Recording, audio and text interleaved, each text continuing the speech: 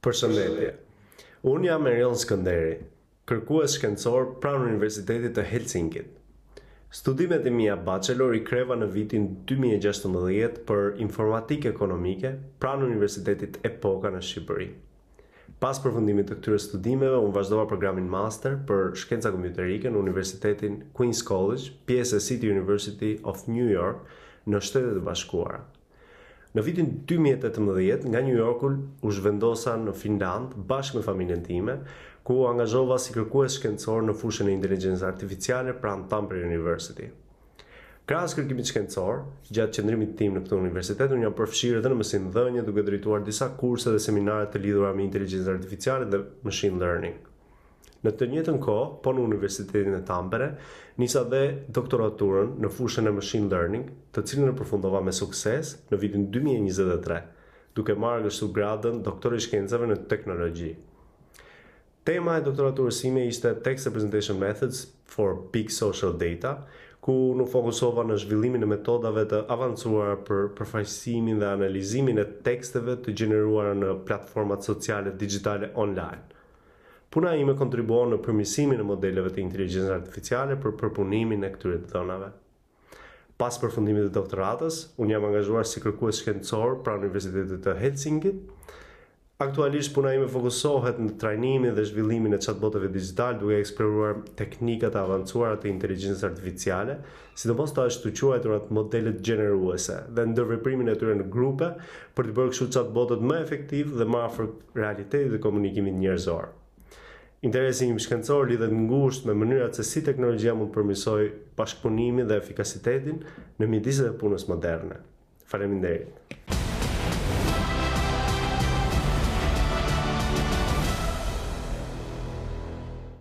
Ja ku kthyem përsëri në studio, na është bashkuar Erion Skënderi. Përshëndetje Erion. Përshëndetje. Po e filloj me njëherë me një pyetje, me çfarë po merrni tani në fushën e inteligjencës artificiale që është kaq e madhe sa është një tryezë e madhe ku shumë njerëz janë duke pretenduar se po ushqehen të, kështu që duhet ta di me çfarë pjese, me çfarë jeni duke u angazhuar posaçërisht. Me shumë gjëra të tjera, për momentin ne po punojmë me zhvillimin e chatbotëve që angazhohen në grupe ose ekipe, le të themi njerëzish që mund të jenë për të vendosur ose punojnë për organizata, shkolla, grupe studentesh e tjerë. Pra chatbote që janë të dizenjuar për të edhe zhvilluar specifikisht për ndërveprim mes shumë aktorësh, mes shumë njerëzish, pra ndryshe nga vegla të ndryshme popullore si ChatGPT, të cilat janë dizenjuara për komunikime one to one, një me një. Jo për nepotizëm, por surprizë, Oneda është motra e Erionit dhe ajo do të përgjigjet asaj pyetje se si Erioni ju qas kësaj botës që pastaj kësaj botës teknologjike që pastaj e çoi tek inteligjenca artificiale. Erioni është 6 vite më i madh se unë, por më kujtohet se si që kur ishte shumë i vogël, ishte shumë kurioz për të eksploruar gjithë objekte të ndryshme, telat elektrik, çdo gjë kishte një kuriozitet të madh dhe të papar për t'i zbërthyer pajisje të ndryshme elektrike ose elektronike dhe donte të shihte çfarë kishte brenda, si ishin të ndërtuara ato. Dhe mbaj mend një herë, kishte një makinë lodër, pasi e zbërtheu këtë makinë lodër, mori motorin e saj, që ishte makinë me telekomandë. E mori motorin, ndërtoi një anije me bukpeshku dhe i vuri motorin e kësaj makinës që zbërtheu dhe më pas e drejtonte me anë të telekomandës në një pellë uji që kishim aty afër lagjes dhe gjithë fëmijët e lagjes, po edhe të rriturit, u mahnitëm shumë dhe ishim si arriti ta realizoj dhe përveç kësaj... Fillesat e robotistikës. Po. Dhe përveç kësaj gjithmonë, patjetër ku kemi patur defekte me ndonjë pajisje elektroshtëpiake ose kur kisha ndonjë virus në laptop ose në telefon, unë kur s'kam ikur në servis, sepse gjithmonë mi rregullonte Joni, dhe ka patur gjithmonë këtë aftësinë dhe këtë kuriozitetin për të eksploruar këto pajisje, ka vullneti, domethënë. Përveç gjithë etapave në cilat ka kaluar Joni këto shkollat tipike dhe më të mira të Shqipërisë, si Harry Fulci, që është shkolla më e mirë profesionale e Shqipërisë, pa diskutim, që nga koha e atij që e themeloi, epoka që është gjithashtu një universitet i shkëlqyer. Joni vazhdoi në ato etapa që i përmendin atë biografinë e vet, por Finlanda është destinacioni i tij dhe bashkëudhëtari, mentori i tij ka qenë një profesor finlandez i cili na është bashkuar, është në lidhje Skype me ne, Jukka Uhtamaki. Përshëndetje. Mirëmbrëma. Sa kohë keni që e njihni Erionin dhe si ka nisur bashkëpunimi juaj me të?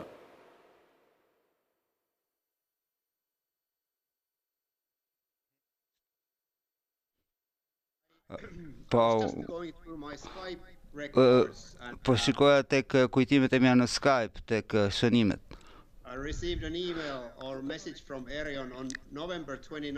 Në 2017, 27 nëntor, nga tjetër profesor jam Erion Skënderi, pra është 7 vjet më parë kur ai aplikoi për një pozicion për projektin ton të kërkimit. Ai ishte në New York në atë kohë, ne po kërkonim dikë që ishte i talentuar në këto fusha teknike dhe kishte dëshirën për të eksploruar në këto konfigurimet shkencore sociale dhe shumë shpejt unë u binda që përfundimisht ne duhet ta merrnim atë për këtë pozicion, pavarësisht se ai ishte shumë larg në atë kohë. Si ka qenë rritja profesionale dhe vlerat që ka dëftyer Erioni dhe që kanë qenë përcaktuese në suksesin e tij profesional?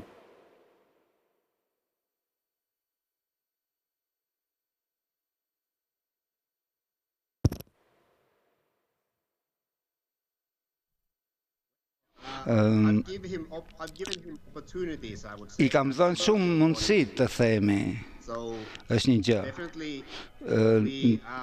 Ndryshe ne ftuam të bashkojmë me grupin e kërkimit, ishte mjaft trim për që të bënte këtë kapërcim, ishte në Shtetet e Bashkuara, nga Shqipëria dhe Finlanda ishte shumë larg si lokacione dhe vërtet ai pati një mundësi mjaft të hapur për të eksploruar këtë fushë kur ne ishim të interesuar. Nuk isha thjesht se dia me saksi se çfarë ishte në të bënte dhe si ta bënte, por i dhash atij dhe i dham atij gjithë shumë mundësi të hapura për të eksploruar fushën dhe për të shkuar në vende ku ne vërtet nuk i dinim me saktësi, dhe ai u bashkua ekipit të kërkimit shumë shpejt si një shkollar i vërtet me të gjitha privilegjet për të eksploruar. Si një pedagog dhe udhëheqës, apo punoni ju në zhvillimin e një brezi të ri profesionistësh që mund të ekuilibrojnë përparimin teknologjik me nevojat dhe shqetësimet shoqërore?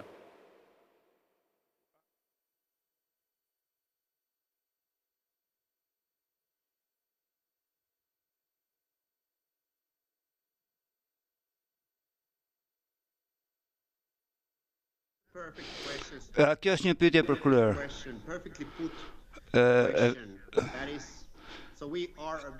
Mjaft mirë vendosur, jemi një skuadër mjaft e madhe, kërkimi nuk jam vetëm unë Erioni, është një ekip shumë i madh antarësh dhe kjo është pikërisht ajo që ne kemi qëllim të bëjmë dhe ne kemi nevojë njerëz që të kenë atë njerëz që të jenë ekspert teknik. Duhet të dinë në këtë rast të ndënjojnë teknologjinë, të mësuarin e automatizuar dhe është shumë e rëndësishme dhe dëshira për të filluar dhe të zhvilluar këto teknologji në të mirën e shoqërisë në Finland, Shqipëri, globalisht. Dhe kjo është saktësisht ajo që ne kemi qëllim të bëjmë dhe bëjmë gjithçka për ta bërë këtë dhe është diçka mjaft e madhe që të shikojmë këtë zhvillim. Unë po ju bëj një pyetje tjetër nga ato që kemi diskutuar. Sa larg do të shkoni ju me Erionin dhe ekipin tuaj në fushën e AI? Cilët janë objektivat tuaja më të mëdha?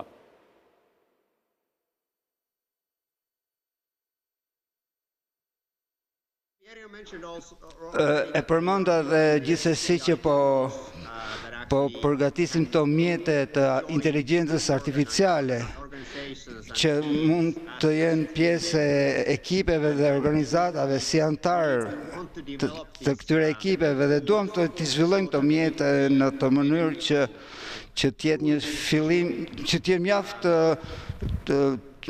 përfituese antar mjaft të mirë të këtyre ekipeve. Dërsa bëjmë këtë, gjithashtu duam të eksplorojmë se si njerëzit e percipetojnë këto mjete të reja, që është një nga gjërat më të rëndësishme në të cilët ne po punojmë aktualisht.